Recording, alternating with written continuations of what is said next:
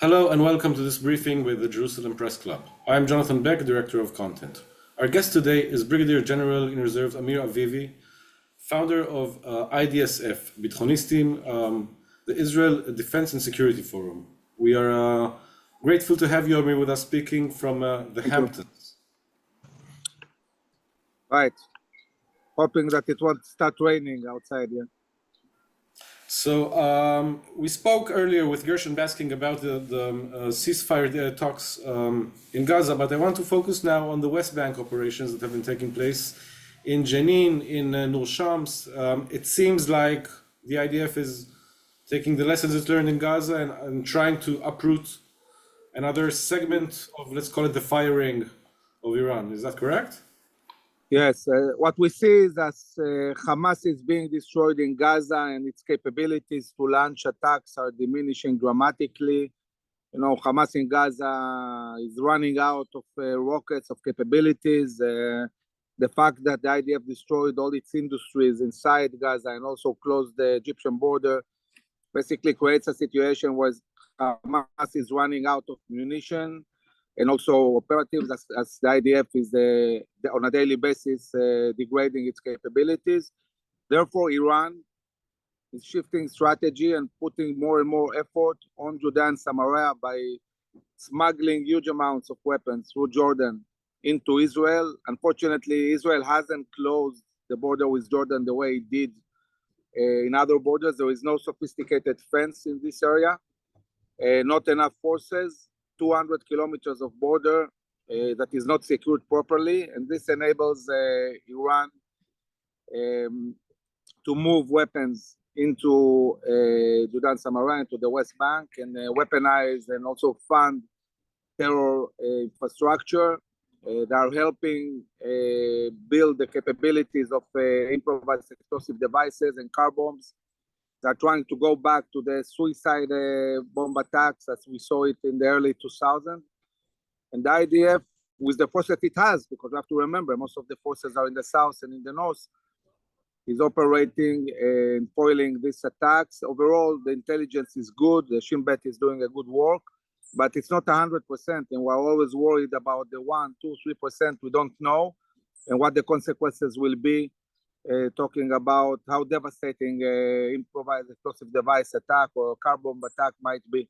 We saw that in Tel Aviv, where we were very lucky in this attempt to explode in Tel Aviv. Okay, thank you for this. But apart from the terror attacks that were coming supposedly from Gaza before October 7th, let's say, were attacks inside sovereign Israel. And in the West Bank, I think I read a piece, I'm not sure in which paper, a lengthy piece before the war, much before the war, that a lot of the smuggling of small arms, just light firearms like guns, like, handguns, is done via UAVs across the border. And they basically spoke about it's very difficult. I mean, the means to these are not attack UAVs, it's just like commercial drones with very small payloads, with 2 grenades, 3 grenades. And many of the terror attacks in the West Bank are of this kind of type. So are they finding a solution for that too? Yes, I mean, we're trying to pinpoint the operatives and the people that are dealing with that. You always have some specialists at the end that you need to find. Therefore, we see the attacks, the arrests, and we see more use of the Air Force where the IDF is able to do so. So the IDF is doing extensive work trying to prevent these terror attacks, and this will continue. Unfortunately, once in a while they have a success, but I must say that since the 7th of October, the IDF has managed with the Shin Bet to really degrade dramatically the capabilities in the West Bank, and it's not an area at the moment that is affecting dramatically what's happening in Israel. We saw much more attacks before that, in the year or two before. I hope they'll continue this offensive operations in order to make sure that the infrastructure is not growing. The reality is not similar to Gaza. In Gaza, we let them build a huge power in 20 years. In Jordan and Samaria are operating all the time, so they don't have the same level of capabilities. It's obviously much less. So in relation to that, do you think, specifically from a purely military perspective, setting aside any political considerations, do you think Israeli boots on the ground in Philadelphi Corridor are a must, or can there be a solution with American boots on the ground, sensors, underground wall, etc., all these things? I don't think Americans will want to have boots on the ground. They completely oppose it. The problem with Philadelphia is that on one hand, you have tens of thousands of rockets and thousands of operatives in the Sinai Peninsula waiting to go in and build up Hamas. It's a huge danger for Israel. And the other issue is the hostages. I mean, we know that the deal talks about maybe 30 hostages when we have more than 100. And there is a big possibility that Hamas will take hostages to the Sinai Peninsula and from there to Iran. We cannot allow a reality where our hostages are taken out of Gaza. And this is a huge, huge danger, which I think that the Israeli people are not aware enough. I know that the Prime Minister talks about it a lot in the cabinet meetings, but it's not something that we hear on the media. I've talked about it several times. And I think that if we want to be responsible for not endangering our soldiers and everything they did, and also not taking hostages to Iran, we need to understand that leaving Philadelphia Corridor is not an option. And you cannot guard it from afar. To move hostages from Gaza to Egypt, they need 1 day, not a month and a half. Can I ask you, I mean, pardon the non-political language, if it's a Sunni or a Shiite devil that's holding them, why, I mean, why does it make a difference to Israel? Is this about high-level intelligence soldiers or just the actual principle of Iran? I can see that, is it raining? Yeah, because of the rain. Yeah. What's the question again? I mean, what is the big difference if they're in the hands of Yahya Sinwar or in the hands of the Iranian regime in Iran? They're both, they're both. Can you hear me? Yes, I'm trying to understand why is that. I understand your reasoning. I'm trying to understand why that is so important. Why is closing the Philadelphia important? I'm saying, from Israel's perspective, if they're held by Iran or by Hamas in Gaza, they're held by the enemy. It's a completely different reality. I mean, in Gaza, we can release them. In Gaza, eventually we'll destroy Hamas, we'll release the hostages. If they take them to Iran, that's it. We'll never see them again. Yes, I mean, yesterday they executed 6 of them point blank, basically executed. So there is some logic in the rationale of people saying, when military pressure comes close enough, they just kill them. I'm assuming that's Hamas's rules of engagement now, so to speak, with the hostages.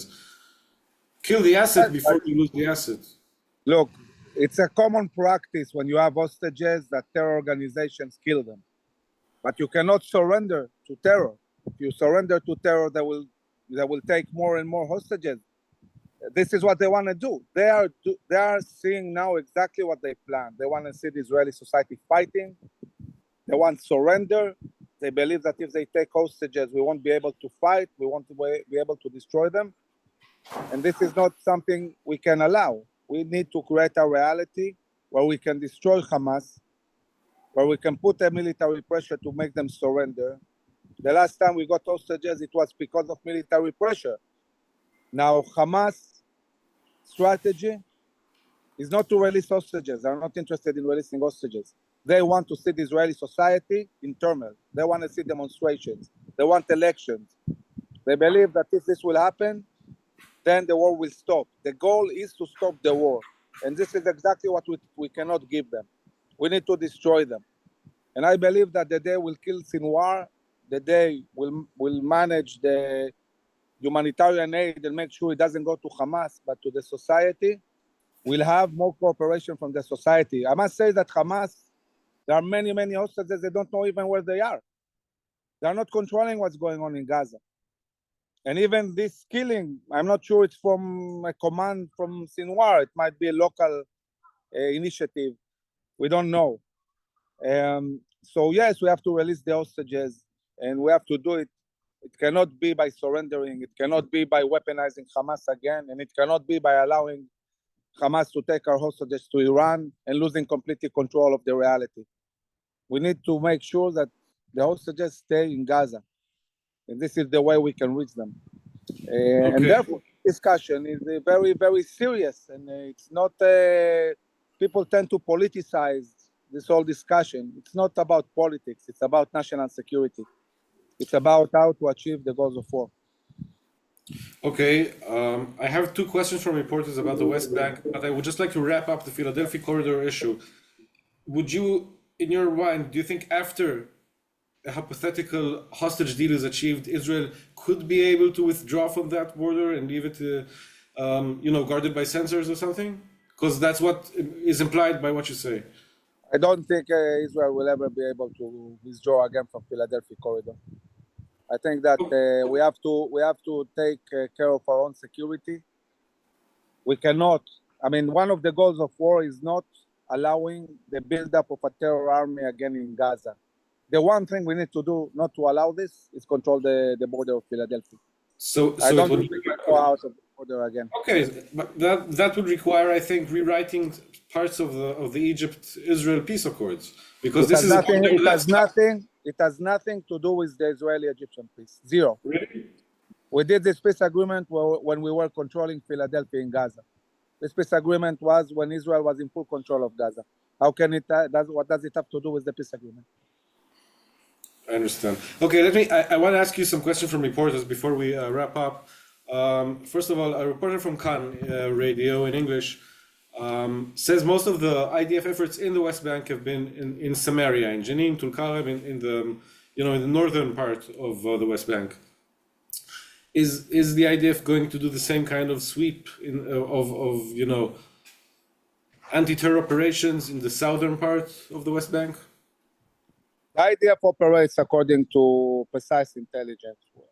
When it has intelligence, it operates. If it has intelligence in the north part, they operate in the north. If they have intelligence in the south, they do so in the south. Every territorial brigade in Judah and Samaria has a responsibility to defend in its own territory, based on intelligence, based on the forces that are there.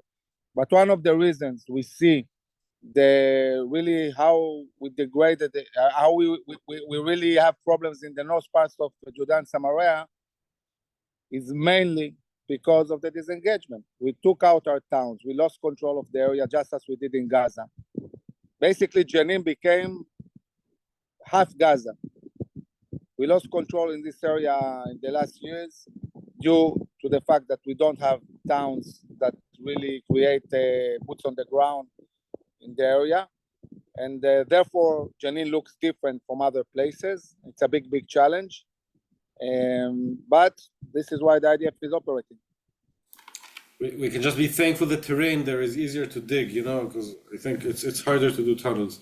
Can I bounce? I'm bouncing back to the Gaza war again, and I'm asking a question from a reporter from Jewish Insider. Do you think the IDF is going to change its strategy after what happened with the hostages 2 days ago, when in upcoming rescue operations based on intelligence? The big question is, what is the price Hamas is going to pay? And there are two ways of looking at it. One way is saying, they killed our terrorists, let's surrender. Let's give them what they want. Let withdraw. Let them weaponize again. The other way to look at it is, let's make sure they pay a heavy price for what they did. And the government needs to say, what's the price? What are they going to do? What price is Hamas going to pay for what they did?